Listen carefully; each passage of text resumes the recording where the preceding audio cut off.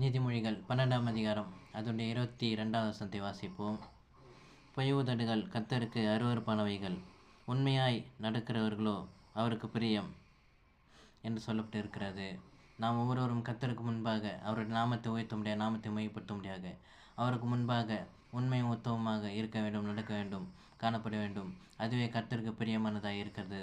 அது மாத்திரமல்ல, பொய் பேசுகிறவர்கள் உதடும் பொய் பேசுகிறவர்களும் கர்த்தருக்கு அருவருப்பானவைகள் என்று சொல்லப்பட்டிருக்கிறது. நாம் ஒருபோதும் எந்த ஒரு விஷயத்திலும் எந்த ஒரு காரியத்திலும் பொய் சொல்லாதபடிக்கு, தேவனுடைய நாமத்தை தூஷிக்காதபடிக்கு இருக்க வேண்டும், காணப்பட வேண்டும்.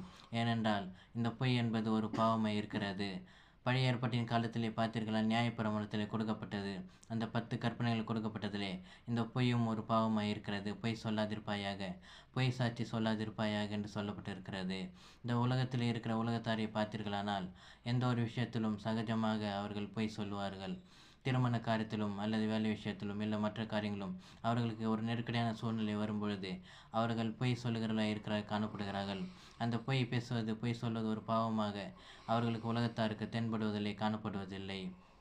ஆகவே நாம் அப்படி இல்லாதபடிக்கு நாம் ஒவ்வொருவரும் தேவனுக்கு உகந்த பயத்தை கொண்டு பயபக்தியாக இருந்து தேவனுக்கு முன்பாக நாம் உண்மை உத்தமாக நடக்க வேண்டும், இருக்க வேண்டும்.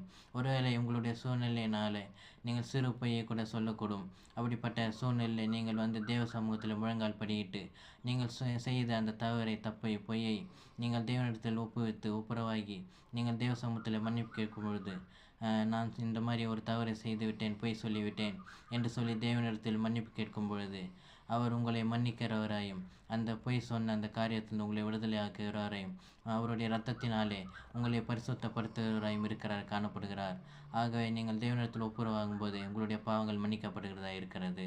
ஆனாலும் அதன் பிறகு நீங்கள் அந்த தப்பை செய்யாதபடிக்கு நீங்கள் எச்சரிக்கையாக இருக்க வேண்டும், காணப்பட வேண்டும். ஏனென்றால் வேதத்தில் வாசிக்கிறோம், நீதிமொழிகளை வாசிக்கிறது போல, பாவத்தை மறைக்கிறவன் வாழ்வடைய மாட்டான், அதை அறிக்கை செய்து விட்டு வருவனோ இரக்கம் பெறுவான் என்று சொல்லி வேதத்தில் வாசிக்கிறோம். ஆகவே நீங்கள் ஒவ்வொரு காரியத்திலும் பொய் சொல்லாதபடிக்கு எச்சரிக்கையாக இருக்க வேண்டும், பாவம் செய்யாதபடிக்கு விழிப்புடன் இருக்க வேண்டும்.